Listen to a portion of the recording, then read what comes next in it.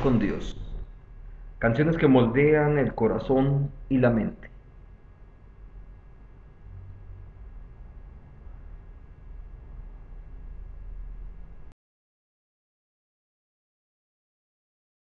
Salmo número 1.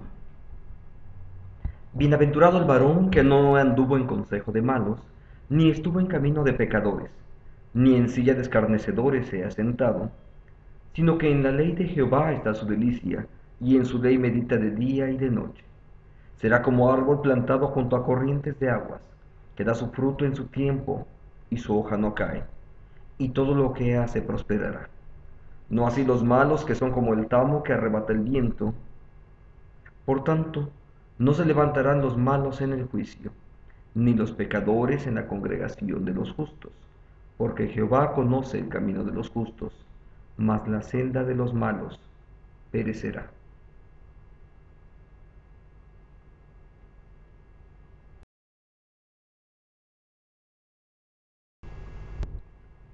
Hay dos preguntas que tenemos que hacer acerca de este salmo. La primera de ellas, ¿por qué el salmista comienza de esta forma? Y la segunda, ¿por qué en el verso 3 aborda la vida de esta otra manera?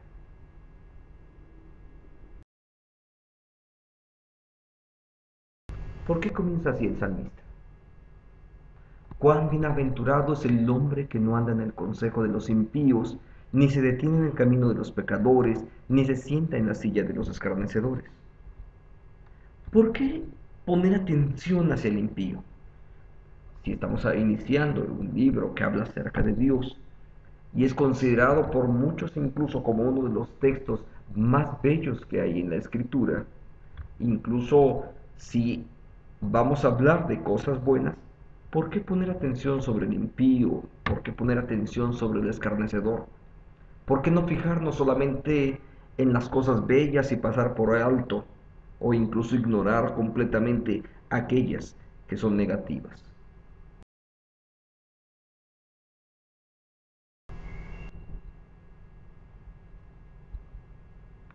La razón es que el contraste que el salmista quiere resaltar aquí no es la impiedad versus injusticia. Es el contraste que quiere resaltar, es el ser influenciado por un lugar versus ser influenciados por otro lugar. Ser moldeado de una forma, contrastando con el ser moldeado de otra manera. El énfasis entonces está justamente en el ser moldeado por lo impío o ser moldeado por la ley e instrucción de Dios.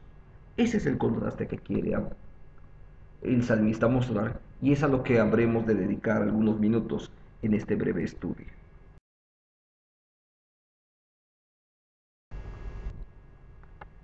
Nadie anda por el camino del impío sin quererlo, y nadie se detiene en el camino de los pecadores sin quererlo. Nadie se siente en la silla del escarnecedor sin quererlo. El pecado es un acto voluntario, no es un accidente. Y este salmista está hablando acerca de qué cosas están influyendo en tu vida.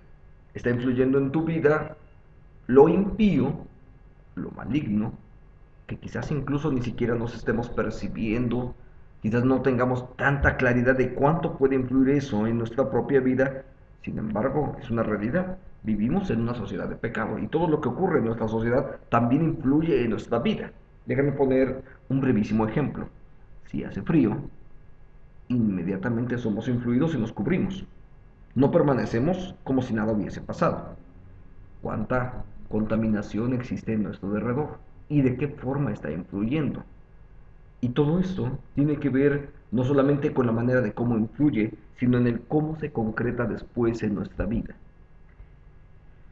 El pecado de verdad es algo voluntario, no es un accidente, no es algo que nos cayó encima. Y es que el pecado ocurre y se produce y nosotros queremos, porque hemos estado mirándole tan de cerca, tan intensamente, se ha hecho tan común en nuestra propia vida que incluso llega a parecernos atractivo. Las personas cuando empiezan a tomar licor no necesariamente lo consideran como algo negativo.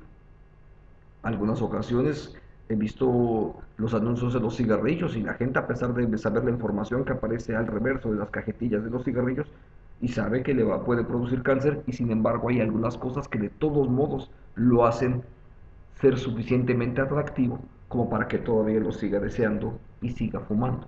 Entonces, el pecado, al final de cuentas, tiene que ver con cosas que sí sabemos, pero que ahora incluso les hemos encontrado suficientemente atractivas.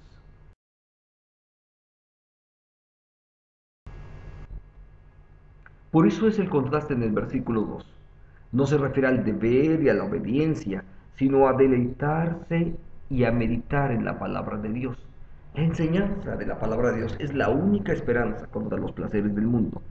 Es el placer de la palabra de Dios. Es entonces poder cambiar cuáles son las cosas que están influyendo en nuestra vida. En lugar de que nos esté influenciando lo negativo, entonces permitirnos que sea la palabra de Dios la que deleite e influya en nuestra vida. Por tanto, ve este texto del Evangelio según San Mateo. Si tu ojo derecho te es ocasión de caer, sácalo y échalo de ti, pues mejor te es que se pierda uno de tus miembros y no que todo tu cuerpo sea echado en el infierno. Ubiquemos esta parábola. No está Jesús diciendo que te arranques los ojos. Lo que está diciendo es, si hay algo que está siendo ocasión de caer, si está influyendo negativamente en tu vida, ¿qué es lo primero que tienes que hacer? Echarlo fuera y ya, que quede fuera de nuestra vida y que no influya más, nunca más, en nuestra manera de vivir.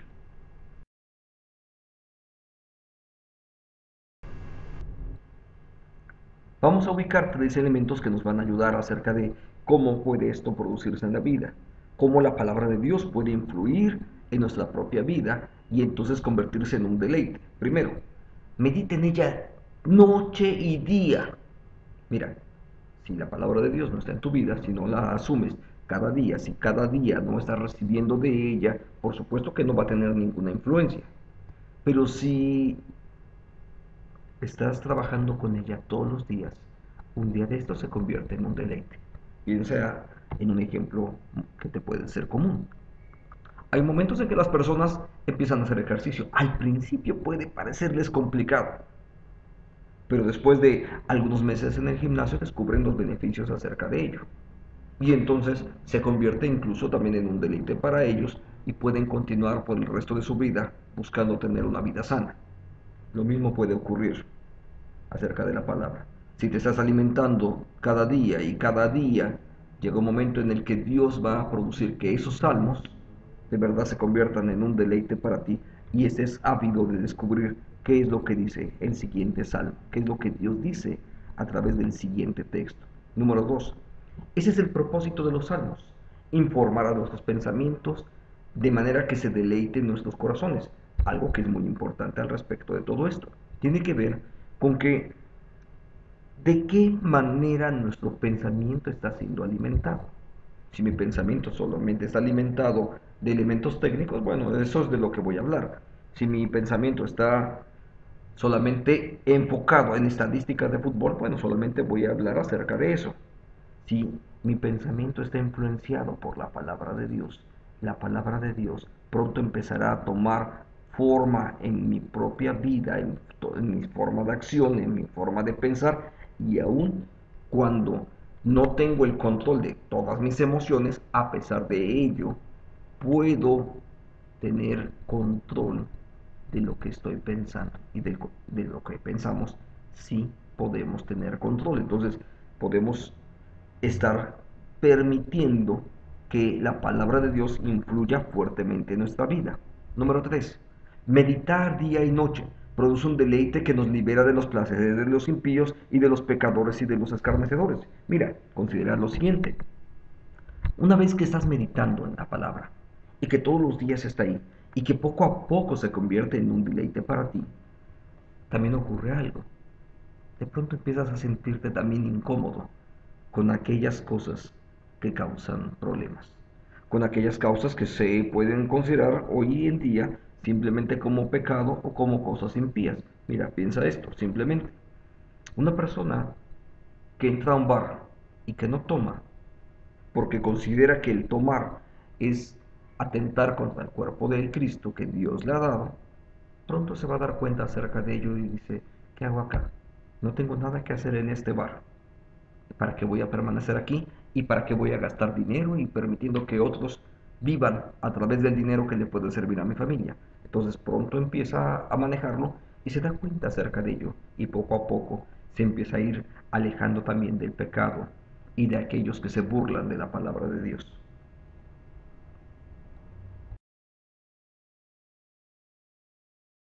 ¿Por qué dice así el versículo 3? ¿Por qué el versículo 3 habla acerca de un árbol y compara a los creyentes, a los justos, como si fuesen árboles plantados junto a una corriente de aguas? ¿Por qué dice así?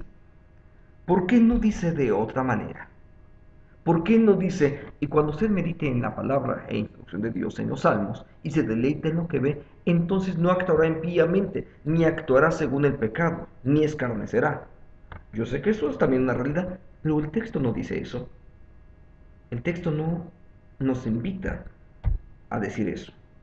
La respuesta es que el salmista quiere que veamos que la vida del justo es como un árbol que produce frutos, no como un obrero que recoge frutos. Y es que no es exactamente lo mismo. No es lo mismo recoger lo que se va produciendo y que otro produjo, sino que seas tú mismo la fuente de cada uno de ellos. Y es que esto tiene que ver también con la presencia del Espíritu de Dios en nuestra vida. Cuando la presencia del Espíritu de Dios está en nuestra vida, entonces efectivamente de su interior, dice la Escritura, saltará bendición para los demás.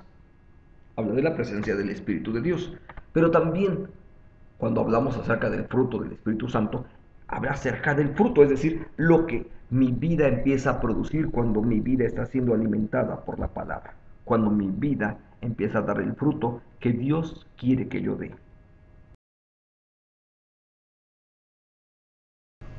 Se trata de una pelea ganada con el deleite. Hay corrientes de agua y es la vida de Dios fluyendo mediante la palabra, mediante su palabra, y esa palabra está ahí fluyendo y fluyendo y fluyendo. Un árbol que está ahí plantado a un lado de esa fuente de agua, sus raíces llegan hasta el agua de vida y hace que sus hojas siempre sean verdes durante la sequía y les hace fructífero cuando otros están estériles. Claro, está siendo alimentado constantemente del agua viva que es la palabra de Dios. Quizás recuerdes aquella historia con la samaritana, un momento de sequía, y de pronto aquella mujer le dice, dame de beber esa agua. Y de eso se trata. Cuando el árbol, cuando nosotros estamos plantados ahí, en un espacio donde podemos ser bendecidos, donde la palabra está constantemente fluyendo a nuestra vida, nosotros, por supuesto, vamos a ser bendecidos y vamos a ser bendición también para los demás. Entonces, la meditación en los salmos es la manera en que las raíces tocan el agua. El resultado es el deleite, el placer espiritual en lo que vemos de Dios, en lo que vemos del hombre y de la vida. Déjame ponerlo así. Se trata de empezar incluso a ubicar, a percibir las cosas que están en el derredor nuestro, no desde nuestra propia óptica, sino incluso a partir de esto, verlas desde la óptica de Dios.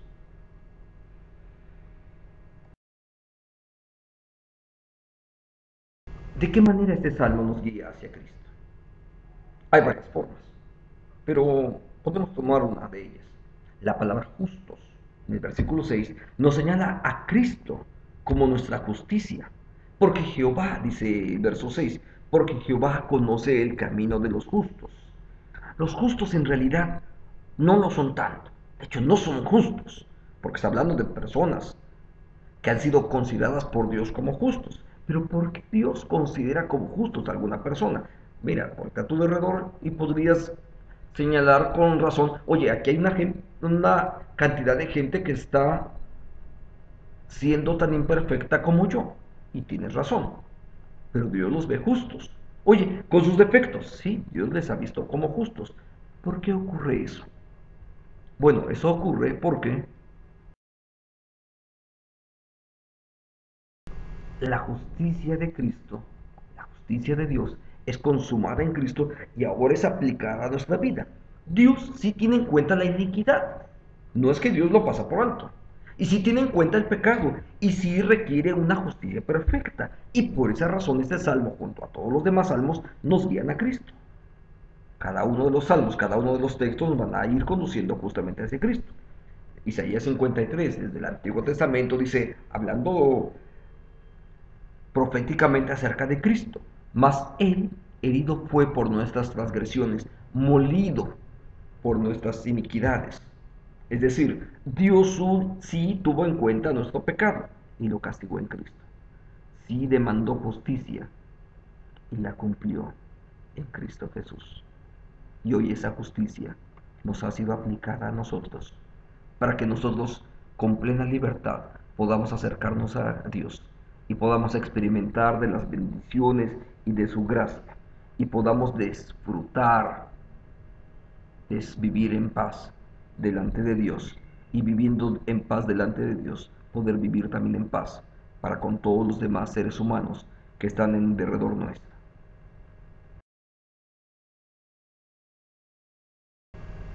Así es que, ¿qué es lo que podemos hacer nosotros hoy?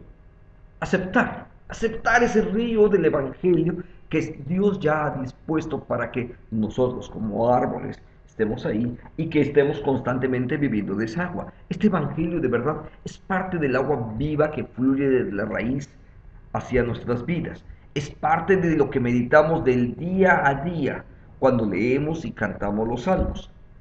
Es la fuente de nuestro más dulce deleite y Dios lo ha puesto ahí. Dios puso todos estos salmos y puso muchos otros fragmentos de la Escritura, toda la Biblia realmente, para que nosotros nos alimentemos de ella. Un árbol que está plantado junto a las corrientes de las aguas. Y eso es lo que Dios quiere que seamos cada uno de nosotros. Un árbol plantado junto a corrientes de aguas, que su fruto permanece, y su hoja no cae, y que siempre permanece vigoroso y verde. Eso es lo que Dios quiere para nosotros. Pero nosotros somos los que hemos de aceptar, disfrutar de esas bendiciones. Aceptar la justicia de Dios, que Dios ya ganó en Cristo Jesús, y aceptarla y recibirla como nuestro, y que Dios ahora nos considere también justos a cada uno de nosotros. Tal vez tú hayas dicho, bueno, yo ya acepté a Jesucristo, y yo ya creí que Jesús es mi Salvador. Bueno, para nosotros este salmo también tiene grandes enseñanzas. Primero, recordarnos que Cristo nos salvó, no por obras de justicia que nosotros hubiésemos hecho. Dios las hizo por nosotros, Cristo las hizo por nosotros, sino por su misericordia, por el lavamiento de la regeneración y por la renovación del Espíritu Santo que me fue aplicado y que recibí por gracia. Dios lo ha hecho.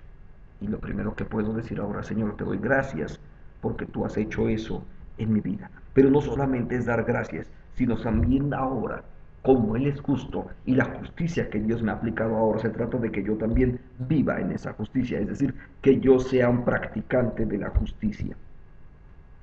Juan 3, verso 7, dice así: el que hace justicia es justo, como Él es justo. Y si sabéis que Él es justo, sabed también que todo el que hace justicia es nacido de Él. Así es que nosotros también fuimos llamados a vivir y a practicar, a promover la justicia en este mundo. Por supuesto, la justicia que viene de parte de Dios, pero que también es para vivirse aquí en medio de esta sociedad donde Dios nos ha puesto. Que Dios nos bendiga.